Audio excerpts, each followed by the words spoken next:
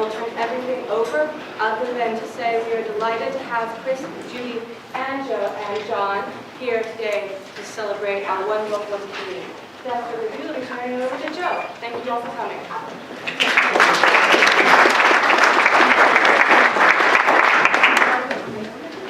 Thank you very much. It's nice to be here. I thought I'd start by reading a little bit about the book. And this is in the brochure that advertised, but I thought it summed it up well. Sometimes reality presents us with a story so perfect that it would be considered unbelievable as fiction. The Boys in the Boat is such a story. It's a tale of 9 working-class boys from the Pacific Northwest who stormed the elitist rowing world and upstaged Adolf Hitler at the 1936 Berlin Olympics. This remarkable band of underdogs transformed the sport of crew and galvanized the attention of millions of Americans at the height of the Great Depression. History, sports, boat design, suspense, oppression, and inspiration. The book has been called Chariots of Fire with Oars.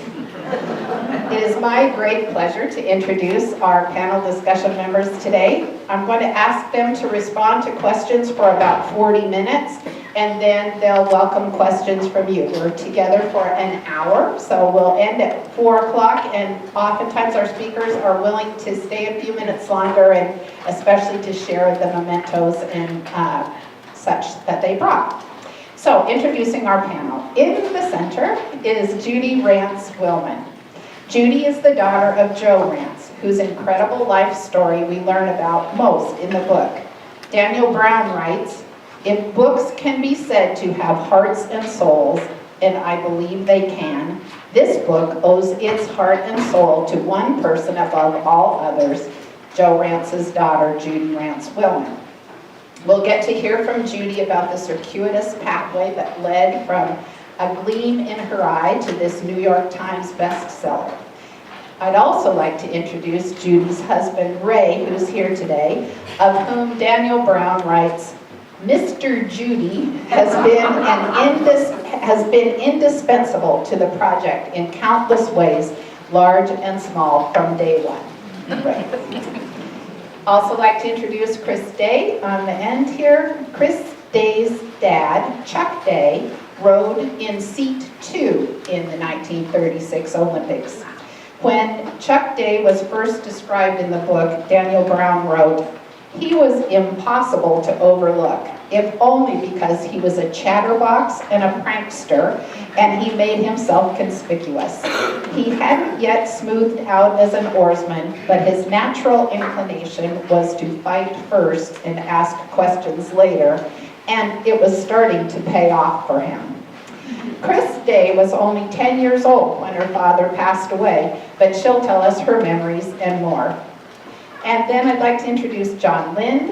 John is a former UW rower who rowed under both Coach Al Overton and while George Pocock was still at the University of Washington. He's coached at the collegiate level, a long time at Loyola Marymount University, where he was recently inducted into their Rowing Hall of Fame. John came back to the Northwest and started the women's varsity rowing program at UW in 1975, and he's the founding coach of Clam Island Rowing Club in Silverdale. John will share his wisdom as a rower and a coach. I have questions for each panelist, and we'll rotate through them. Okay. If you wouldn't mind, panelists, when you're answering your question, if you'd stand up, then the people in the back will be able to see you better. That would be great. Anyway, I'll ask each a question, and I have lots of questions to ask, but they have lots to say too, so we'll just time ourselves to 40 minutes, and at the end of that time, we'll throw it open to you. So, John Lind, may I start with you? Will you please stand up? And sign in. John, when you rowed at University of Washington, Al Overton and George Pocock were still there. How did each influence you? Can you hear me? Yeah. As a coach, I lost a little bit of the voice, but If you don't hear it, just go like this and I will put it out there. All right, the question really is, how did I get coached by Ulbrichtson? And it's really interesting because Al, as the newspapers described him, was a person who hardly coached verbally. He would be in that launch maybe 60 yards off and looking at about 6 or 8 eights going along, maybe going up north on the lake. And you wouldn't hear much of anything from him. And we kind of ignored that. We just were there, and the stroke had to be done, and we had to do it again. So we ignored it. But then, after the turnout, we would gather, some of us at least, the brave ones, would gather around his office and say to him, what did you think, sir? What did you think? I didn't hear my... And then he'd turn at us and he'd say, well, you got to pull hard. That was about it. Every once in a while, he would suggest something, and if you didn't pick up on it, think about that. There's 48 or how many guys out there, and they're all going for 1/8 vote, so he just kind of let the talent rise. But at the same time, he was a smart man. That is, he knew how to take and see somebody and pair that person up with someone that would be the opposite of him. For instance, I rode port, and before I ever figured it out, he figured it out that I was going to row with another guy named John. He rode in the 5 seat, and I rode in the 4 seat. And the reason that he took that was because we kind of balanced each other. When I went out over port to make that catch, John was right there. He didn't throw himself around in the boat, which is a very hard thing not to do. And he then built pairs like that, and there would be one in the 3rd boat and one in the 1st boat and one in the 2nd boat, and we didn't know it. Now, let's go to George Pocock. George Pocock, in my estimation, really was the silent coach there. He taught us things, and we didn't even know how to ask about them. He would start, and he would kind of sit. Well, first of all, he would be working, so we smelled really great. And I mean because of all the wood that he worked on.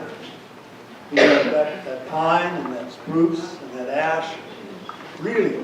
And if we walked into his shop, which was part of the boathouse, we slept in the forward part, looking out over the water on an open... Oh, man. Yeah, that was cold. But anyway, an open area.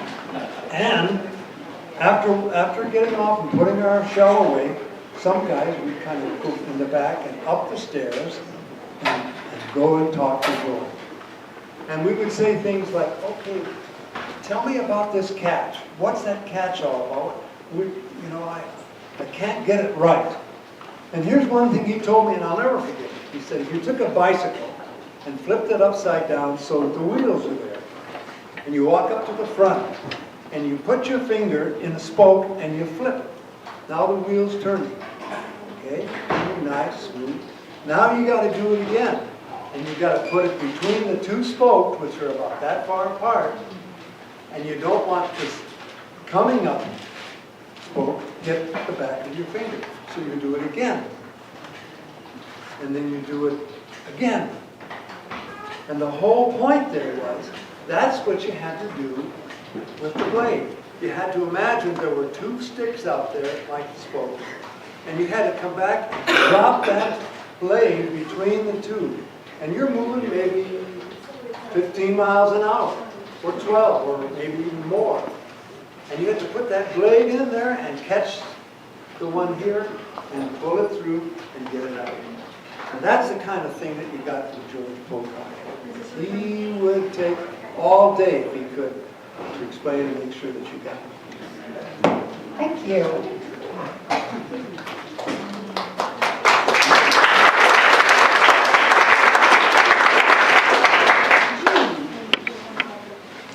Will you please tell us about the path of writing and publishing this book, beginning with your inspiration and commitment to saving your dad's story? I will have to say that, can you hear me? Not Very really. well. Now can you hear me? Yes. I'll have to say that it wasn't probably until like sometime maybe in the 1970s that I really started feeling like we needed to do something with the story. I had heard portions of the story, mainly from my mom. My dad really didn't talk about it much unless you knew to ask him something specific. And then he was, well, okay, there it is. He was perfectly willing to talk about it at that point. But I began realizing that over the years, even though there had been a number of people come and talk with Dad and the other guys and interview them, and then they would say something like, well, I'll get in touch with you later, I have some more research I need to do right now, I'll let you know how things are going, and we'd never see them again. And so you really sort of just waited, because we kept thinking something was going to happen. And as we got towards the turn of the century, it was not only starting to be painfully obvious that nothing was going to happen, but it was also getting to the place where we were starting to lose some of the guys. And the history was dying off with them.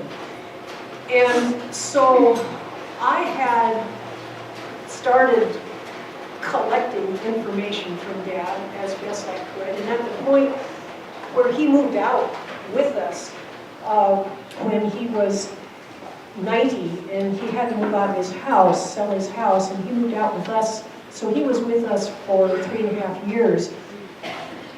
And at that point, I kind of had him all to myself. And so I basically just followed him around with a notepad and a pencil. And, you know, those memories that you get that sort of come to you where something all of a sudden becomes clear, and you've got names or the make of somebody's car or whatever it happened to be, where there's a clear, sharp memory. And I wrote those down. Pages and pages of 1 or 2 liners of memories. And then Dad and I had to start putting them together. When he had moved out in 2004, my daughter Jennifer and my sister had been up in the attic cleaning stuff out. And they'd happened across this whole trove of rowing memorabilia. There was newspaper articles and scrapbooks that Dad had done, and there were pictures and train schedules and rowing shirts and all kinds of stuff from his university years. And so when Jennifer saw that, she took it and she said, this is important stuff. This needs to be historically preserved. I'm going to take and put this into an archival scrapbook in chronological order so that it makes sense, which she did. And it's a beautiful piece of work that took her, I don't know, about 150 hours. And then each time she got a page of it done, she would sit down with Dad and they would talk about what was in that page. And then after she was done with that, she would, in her very capable calligraphy, she would write comments or fill in information that Dad had given to her. And so when I got a look at that thing, I realized that the story itself of the crew of the university years, it was really right there in that scrapbook. But Dad's story, and this is why I wound up following him around with a pencil and paper, Dad's story was nowhere. It was tangled and it was we didn't know a lot about how things went together. For any of you who have read the book, you know that his story was complicated, to say the least. And so I figured that if we were actually going to get the whole story of Dad's youth and of the guys and how they came together as a crew and the whole business, that I had to get his background put together. And about the time that I had gotten enough of it together and he and I had worked on it enough that we kind of had a timeline, there was a letter came from a history teacher in Indiana who was asking Dad whether he would write up a little commentary on what things were like, what it was like to be in Berlin in 1936 for the Olympics. And I sent back to him and said, you know, there is so much more to this than just the story at the Olympics. I said, there's the story of how this crew came together, of the history of crew at the University of Washington, of George Pocock, the boat builder, and how the Depression fits, you know, and I sort of went on. And I said, what would you like anything more than just Berlin? And he said, just send me wherever you want. And so I wrote up a 9-page essay, which addressed a lot of it pretty well in synopsis form. And I was thinking to myself, maybe I actually could write this story.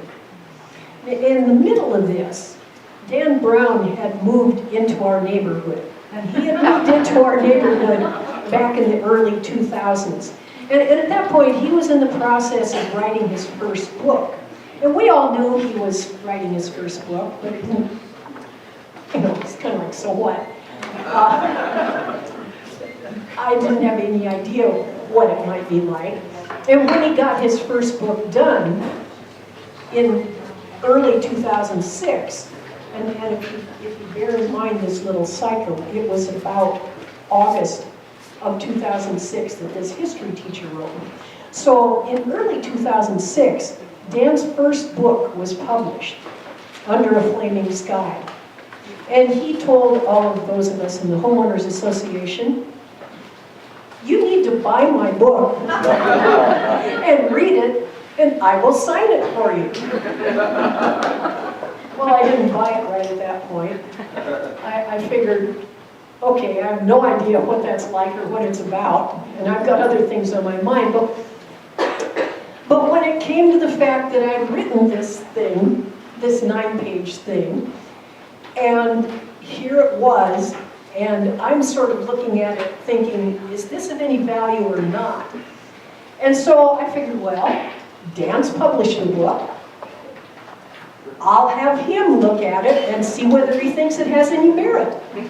So I had him read this 9-page synopsis, and within about an hour and a half after getting it, he comes back with this multi-page email that is like, wow, and oh my gosh, what a story, and this needs to be written into a book, and I'll help you any way I can, and if I were doing this, I would research it in this terms, and this terms, and this terms, and so, and also, you should try writing a sample chapter and see if you even like the process.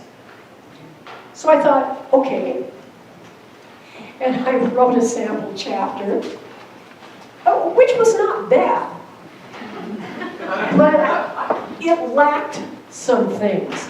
And it was at about this time that I thought, you know, and the last thing he said was, if you decide you don't want to write it, I'd like this to be my next book.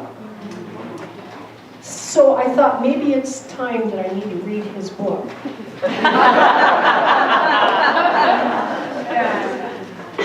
And I got a copy of Under a Flaming Sky, and I read it. And it literally transported me back to Hinckley, Minnesota, into the middle of a raging firestorm in 1894. I could see the town. I could hear the roar of the approaching fire. I could practically feel the flames licking at the windows of the train as it attempted to outrun the inferno. And it was at that point that I knew, as much as I kind of wanted to write the story, Dan was the person that needed to write it. I wanted that story to live. I wanted to be put into the middle of Dad's life and the crew and the whole experience. But the next thing that I had to do was to make sure that it was okay with Dad. Because I didn't want to step into something that he didn't give his blessing to. And so I read the story to Dad. Now, bearing in mind that where we are now, at this point, is coming around to the end of 2006. And Dad had a major heart attack. He was now living under hospice care, but still at our house. And so I started reading this story to him. And I got to the part where one of the major characters in the story, his name was Angus Hay, and he was the newspaper editor for Hinckley, Minnesota, for the town that was burning. And he was somebody who did some amazing, heroic things. He was an amazing person. And I'm reading along in here, and Dad says, I knew Angus Hay. I'm going, Dad, you couldn't have known Angus Hay. This was in 1894. And he says, no, I knew Angus Hay. He and Eddie Blake and I played in a 3-man band together. We played at the dances. I'm going, Dad, this was 1894. He says, his mom ran the Squim Gazette. And then I'm thinking, oh, wait a minute.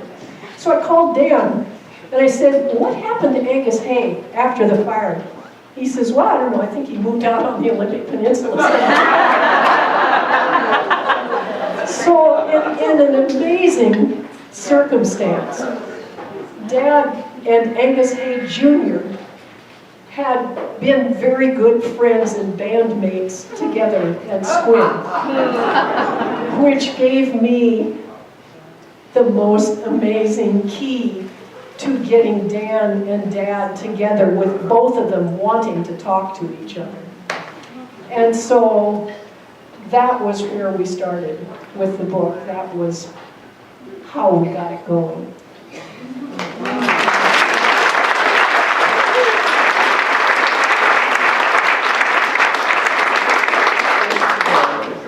All right, Chris.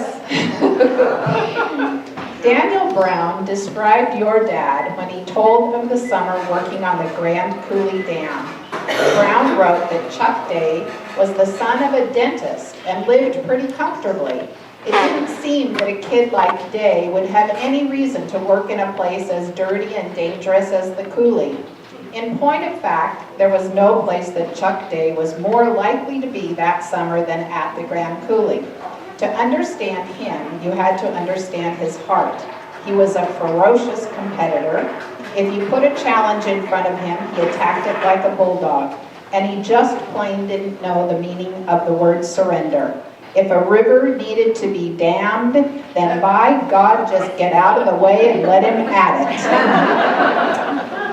Chris, how does that fit with your family's memories of your dad as a husband, dad, and physician?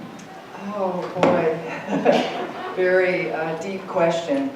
I obviously I was young when my father died, and so what I felt that I wanted to do was to sort of reach out to my older sibling, Jeff. My sister passed away about 5 years ago, and I wanted to get some deeper feelings about what a household was like, really like, with my dad, who had gotten lung cancer. So Jeff, this is sort of through my brother's eyes and a little bit of me in the background, being about 10 years old, and my brother John, and I have an older sister. So my brother says, you know, that Dan's description of my dad is definitely to a T. It fits him totally. He, when he was diagnosed with lung cancer in 1956, He struggled mostly with the worry of leaving his family at such a young age. My sister was 19 and my brother was 17, and I was 10 and my other brother was 9, or no, I was 10 and 11. So it's difficult for them to remember. I didn't remember it really too much. But Jeff says here that he attacked, his strengths and weaknesses, but he remembers his courage as a bulldog mode was prevalent when he went about dealing with his lung cancer and facing the fact that he had it. There hadn't been a lot of research done in the mid-50s on lung cancer, nor organ removal. So he and his colleagues set out to research everything that had been regarding lung cancer. And they would huddle around the table very late at night and they would all study together. The books were full of drawings and research was everywhere. Some of those textbooks were open also on the operating table during his surgeries. He wanted to know what it meant and all the ramifications of his operation. With curiosity and energy to solve the problem was amazing. For 6 years, I remember him studying with his colleagues and other doctors while he suffered in silence. When occasionally they would show up, they would give him a morphine injection to ease his pain. He approached his challenges relentlessly with curiosity, intellect, and really the love of science. I never remember him feeling sorry for himself. He would sometimes put on a silly hat and pretend he was dying to freak everybody out, or do tricks with his IV, always cracking up the nurses and everybody with his funny stories. He made a tape one time and told a story about his family and what they would do and what they would be like when, after he was gone. His observations of us were hilarious and spot on. He used his humor as a way to cope, and he never surrendered the cancer until it took his life in 1962. He was born into a dentist family, but he loved the underbelly of life. According to my grandmother, he always played with the poor kids and the ragamuffins around the block. As he got older, and he'd seek out the less unfortunate ones like the hobos, and he would want to bring them home for dinner. So I think that kind of gives an idea of what life was like a little bit. And I do remember, we call it 10, that that was 6 years, and then of course some of the stories from my mother, how she would go racing down to the hospital. We lived close by the hospital. We moved to Laurelhurst, and so that we could be close and he could come and go. And that's kind of my memories of him being sort of sick and sort of battling that cancer and getting up and going to work again, and then he'd be back home again, sick, and back to work. And for 6 years, I believe my mother as a caregiver kind of did that. And I do remember one story about the lung cancer, and I think he got a lot of gangrene in that open wound. And the morphine for him was just to forget that. He didn't want to take on morphine. He just was so sick from it. So he pretty much had a real high tolerance for pain, and that would obviously reminiscent of his road. So thank you.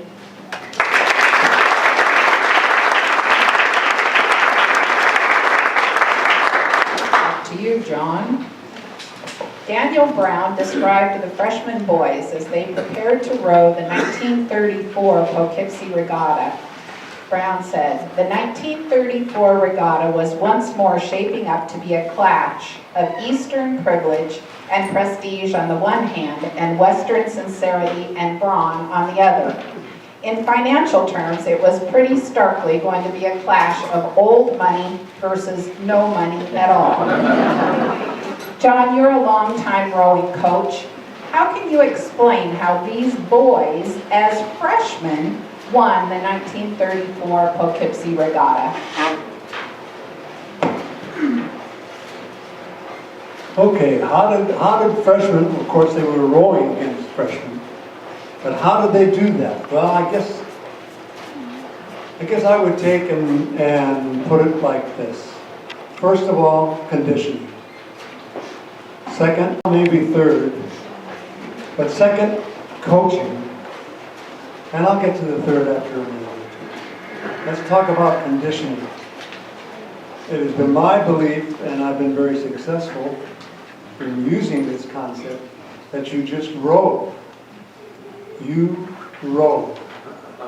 And it's non-stop, and you're rowing 30 or 32 or 28 strokes, and you're going to go 3 to 4 to 5 miles. Up the lake, or down, or make a big circle. The freshmen had to row around Mercer Island from the boathouse on the Saturday morning and go all the way around Mercer Island and back. That's about 15, 16 miles, something like that. Now we broke and stopped a couple times, but that's what it was. Conditioning means that you row the boat, and as you get tired and the muscles get warm and you start to sweat, the first thing that the brain starts to say is, how can we make this a little easier? Okay, and that's really true, because you can no longer jerk it. You can't heave at it. You've got to kind of flow with it. Now here's a story that I said to the women at the University of Washington when we were up and we were doing 4 miles in low strokes. I kind of stopped them one day and I said, okay, here's the thing. We had 6 8s out there, and they were all over the boat, all over the water, and each boat was kind of like this, you know. And I said, the first thing that we've got to do is we've got to get the jerks out of the boat. And one boat all stood up and jumped over.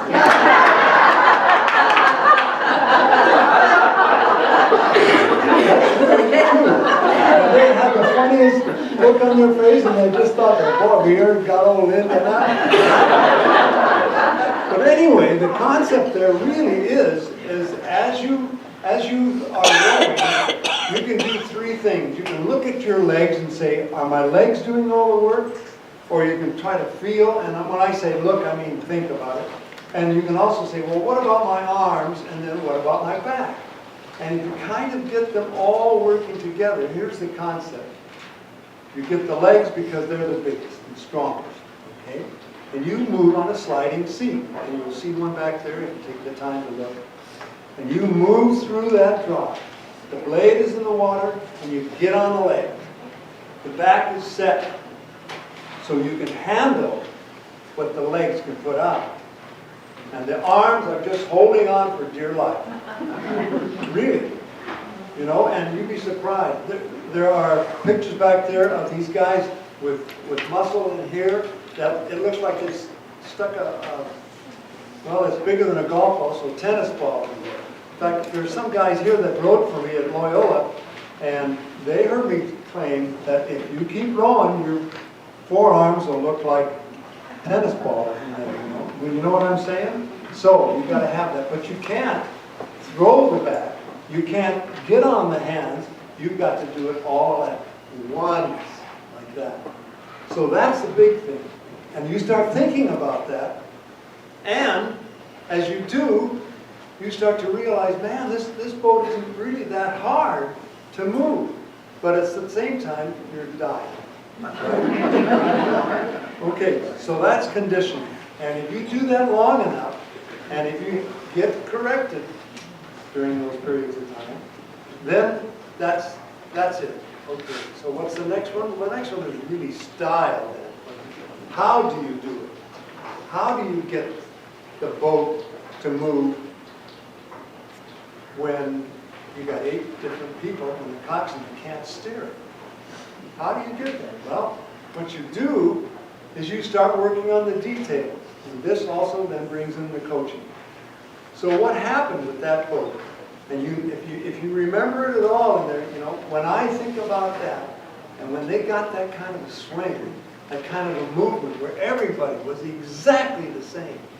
Everything was exactly. I mean, when you look at the oars, they're all parallel. Bow, 2, 3, 4. They're all parallel. There isn't one guy that goes in first and then somebody else, like in the numbers.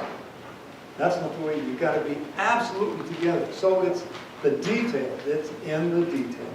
What do you think about that? Steve, do you believe that? I know so. Yeah, the guys, he really learned. Anyway, so then you have to be a coach. You have to get into your mind as a coach. You have to have not the guys rowing, but Boyles. And Boyles was a smart man. I have read stuff about him, and he really knew what was going on, and it showed. Here's what he did. He had like a method of taking a silhouette of a person rowing out there. And he would think about it, and he'd kind of squeeze his eyes, and I did it when I coached. And he would see, is that guy, what does he look like? What is his outline? Is he really like this at his back, or is he like this? And so he puts that image that he has in his mind over the person rowing. And he says, oh, I know what he's doing, Mom. He's taking that catch just like this. If you do that, then the arms have to hold what the back and the legs can put on there. So he writes it down in the logbook, or he remembers it. Now, it doesn't really matter. He's got that picture. And then he looks at the next guy and the next guy. And when it was women, it was the same thing. Only the women listened to details a lot more. So that's the three that I would say. And then again, that he really knew how to do it. I don't remember but one time in there that he chewed those kids out. And that was when they almost got hit with the tugboat. Do you remember that? Yeah. And that would probably scare me to death too, to have a boat that's going along and that boat would get crunched. No, I'm just kidding. I can't care about the guys. Okay? Thank you.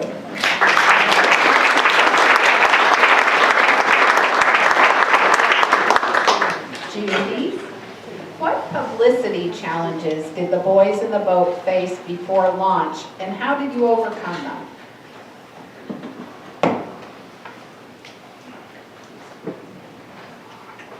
Am I there? I'm there, okay. I have this love-hate relationship with microphones. It's kind of like the one I have with computers. But back when we were approaching the launch of the book, which was in June of 2013, and in early spring of 2013, Dan was starting to get a little uneasy.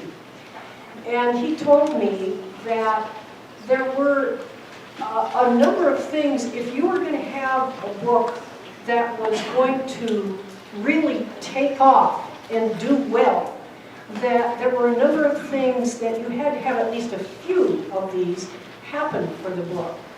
One of them was that you got a New York Times review, which we didn't. One of them was that some major magazine would pick it up and run a serialization where they do a couple of chapters or so in a couple of sections of magazine, which we didn't. One of them was that you would have like an interview on the Today Show, some kind of major national television thing, and we didn't. And the other one was that you get yourself on radio, like with NPR, on a national broadcast, talking about the book. And we didn't. There was really nothing that happened for the boys in the boat that was a major national draw attention to this title. The thing that really did it for us was the word of mouth. It was that once people read it, they needed to share it. And they would buy books for other people. They would pass their books along. A lot of people said that they figured their book probably had legs because after they read it, they never saw it again. With that kind of a situation, it takes a little while for something to start to pick up steam, which was what happened with the Boys in the Boat. It took a little while, and then it started to explode. And if you've watched any of the, like the New York Times bestseller list or anything like that, you would see that it was starting from nowhere and it was working its way up until by the time that the paperback was released, people were so ready for that to come out as a paperback that within about 2 weeks, it was #1 on the New York Times bestseller list.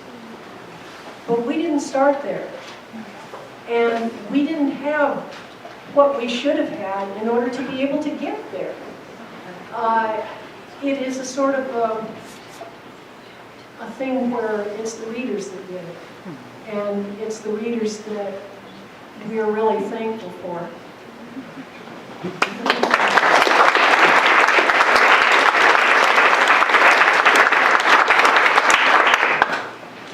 Thank you.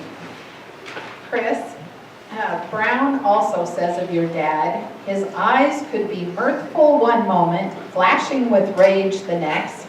At any given moment, he was as likely to be merry as ornery. How does that fit with your memories of your dad? Well, a couple little things, and then I'm going to kind of expand a little bit from the eyes of my older sibling, Jeff, is I do remember a few times him teaching me how to play cards, and he would get that sort of, he was strict, and he would get that, oh, we're doing, you're winning, and I'm winning, and you're winning, and then I would be losing, and then I would say something like, oh, Jesus Christ, and he'd go, stop saying that. And I would go, and I'd say it again, and he'd look at me, really fiercely with those fierce eyes, and But my brother Jeff was remembering that he remembered, that my dad was really angry with him, and because he didn't, I think he was bathing properly, and he said, I was rebellious. I was very rebellious and had a bad temper of my own. The fruit doesn't fall far from the tree. My dad was really sick at the time, and he only had one lung, and he looked thin and had a hard time breathing. He told me under no circumstances to get into that, he told me in no circumstances, uncertain terms, to get into that shower and thoroughly wash myself. I was naked and a bit humiliated, and he was so angry, and I was angry, and I was resisting. At first, he was kind of sweet, very instructional, but I resisted more. And then he grabbed my arm, and he turned on the shower, and he pushed me into the shower. And I pushed him back a little. And then he said, those flashing eyes, he says, his fists come up, and he says, go on, hit me. Jeff says, gesturing his chin with his fist, daring me to hit him. I couldn't believe it for this guy, what was happening. He was really serious. And I was 16 and on the football team, very healthy, but instantly knew that I was no match for this guy. I quickly, sheepishly backed away. I would have been toast. And the thought of hitting my dad was more than I could bear. That was out of the question. He handed me the soap, and I said, okay, wash your entire body and do it now, and do a good job. So my pride was a little bit hurt, but I'll never forget how strong he seemed to me. Never, and even though he was so sick. That incident gave me a more powerful respect for him and a new awareness about his strength and character. So. Thank you.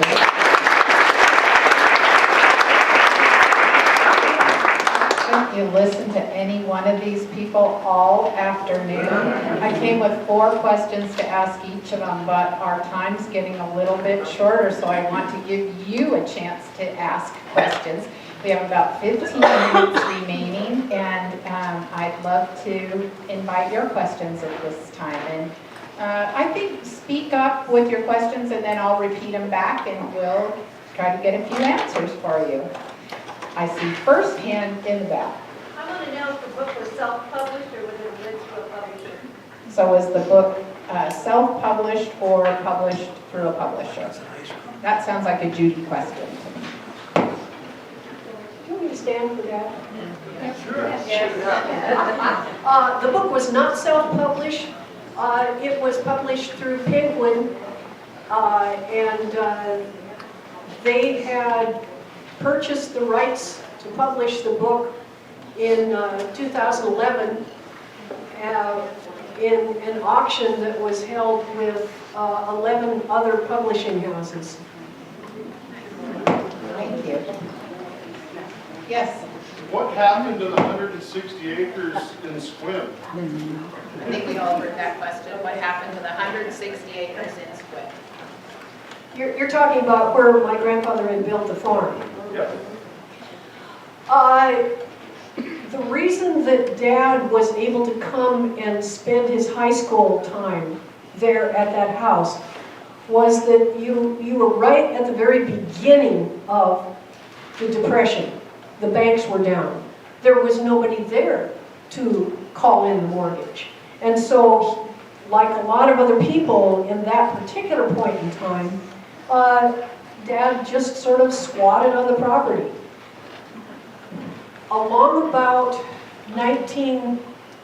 I know that by 1938, the house had been sold. And it had been sold about a year or so prior to that.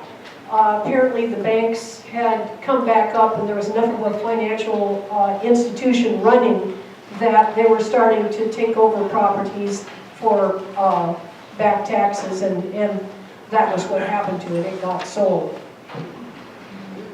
Thank you. Yes, in the front.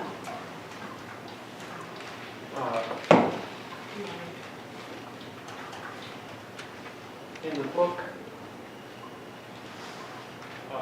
Joe never seems angry.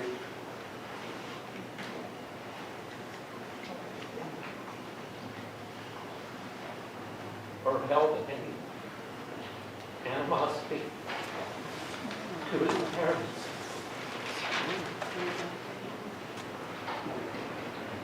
Did he say anything later in his life? Great question. Let me repeat a little bit. And I'd actually written Judy wanting to ask that same question. So, talking about Joe Rance's dad and stepmom, and about how he didn't seem to hold any grudge against them despite the lack of parenting that he'd had. And did he talk about that? Did Joe talk about that later in his life? You're right that he didn't hold any grudges. And how he was able to do that, I don't know whether that was something that he sort of innately was part of his character, or whether it was a lesson that was learned very, very early, that if you've only got a certain amount of resources, it makes no sense to waste any of them on self-pity or anger or blaming other people or anything like that. Because that just takes you down and wears you out. And he couldn't afford to do it. I knew later on that there had been, well, my mom was very vocal about the fact that Thula had basically told my grandfather, I'm taking the kids and I'm leaving, and you can stay or you can come with me, but Joe's not to come. And so he went with her and the kids. Dad never really said very much about any of those things, and I suspect that Mom maybe didn't even know a lot about the earlier situations, because what she knew about was what had happened to him in Squim. But I don't think he talked much about anything that had happened earlier. But he loved his dad. And there was never any question that, given the opportunity, he wanted to be a family with his dad. And in essence, as soon as Stu died, his father made it his mission to get the family back together. And I remember as a kid, my grandfather would come and stay for a couple of weeks every so often. And we all thought he was a hoot. He had a very unique sense of humor, and he was a lot of fun to be around, and he and Dad, always when he would come, they'd have some sort of project that they would work on, and you know, maybe building a car repair shop or taking down trees or something that they would work on, and they would have a good time, and Pop would play on the piano and Dad would get the guitar out, and we'd all sing. And I was also aware that my mother, during those times, became very quiet and sort of stiff. She didn't unwelcome, sorry, my grandfather, but she was always strongly reserved around him. I do not believe that she ever forgave him for what he did to Dad. And she was, whenever he was there, I think she went into protection mode. But as far as the rest of us, you know, we all had a good old time when he was there. Does that kind of answer? Okay. Thank you.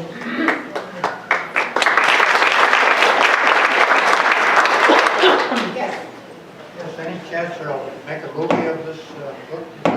So a question about whether there might be a movie coming up. The movie rights were, well, the option for the movie rights was purchased by the Weinsteins back in March of 2011, basically on the same day that Penguin bought the publishing rights. And in 2012, they hired a young man to do a screenplay, and he came up and spent a day with Dan and me, and we toured him around the campus and saw the Clipper and looked at the old boathouse, and then he came out and looked through a bunch of Dad's stuff, and then he went back and we didn't hear from him again. And then in 2013, the time was running out that the Weinsteins had to decide whether or not they were going to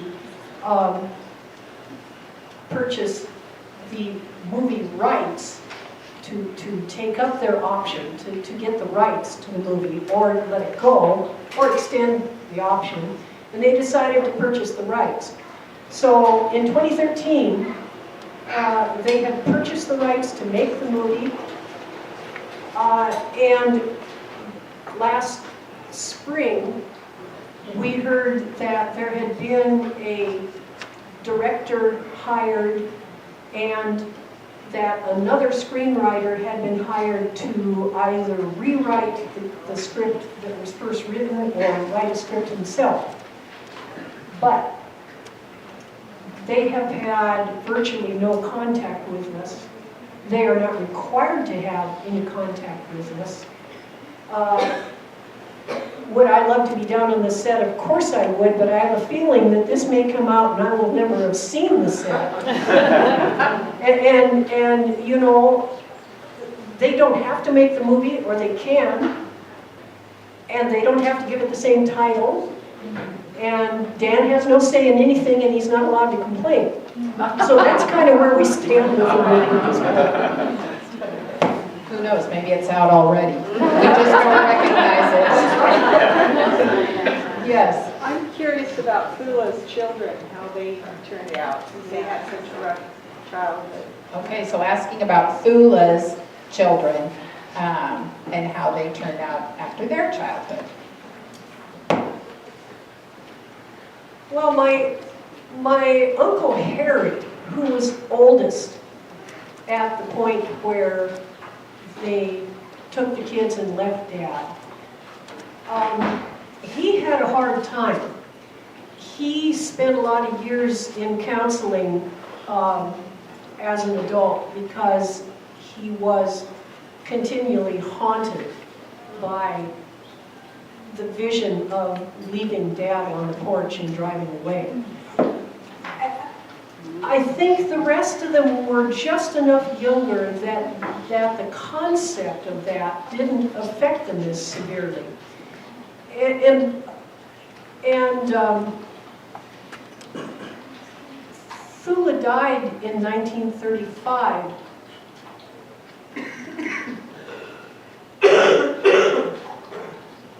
I'm sorry, now my throat really is drying out.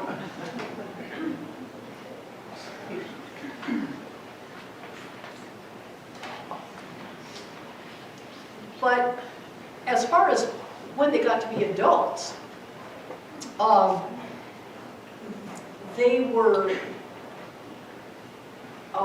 Mike and Harry both worked at Boeing. They built their houses in the shoreline area where Dad and Mom were living in Lake Forest Park, so they were building, you know, like kind of as close as they could. There were family get-togethers where we would, whenever anybody got together, the guitars would come out and everybody would sing. Polly and Rosie, they moved down to California, so we didn't see that much of them. But they were all okay, except for the struggle that Harry had, Harry Jr. The rest of them apparently went through that and survived, and it may be because particularly Mom was so much of a positive influence in their life in the period right after Fula's death, where they would have been sort of spiraling as kids. And she just sort of stepped in and took over the mother role for them. But they did okay. Thank you. Yes, in the back. Those of us who've experienced the rowing process have talked a lot about this book in the aftermath of reading it. And we all think that probably there is an essence of rowing that's incorporated in this book that we didn't even understand when we were doing it, but it brought back incredible memories. Rowing is constant all the way through, from 1936 through today. The difference, I think, in this book that made it so interesting was the context of the experience of the Depression and the things that Joe went through. It's a remarkable book, and I can't tell you how many people who never even knew what rowing was have told me, now we understand what you did back then. So I didn't go through the stuff that Joe went through or the crew went through, but it's an amazing story. So thank you very much for coming and talking to us.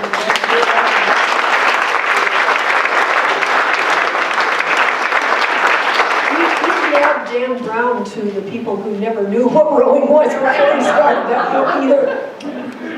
Gosh, our time's almost up. There was one introduction that I didn't make and that I wanted to, meant to do at the beginning, and that is, let's see, I called Ray Mr. Judy. So Arlene Lind is Mrs. John, and she's here today. And great support, I know, to her husband. And they have family members as well as some rowers that rowed with John at Loyola who have come all the way from California to be here today. So would you all wave if you're in the John?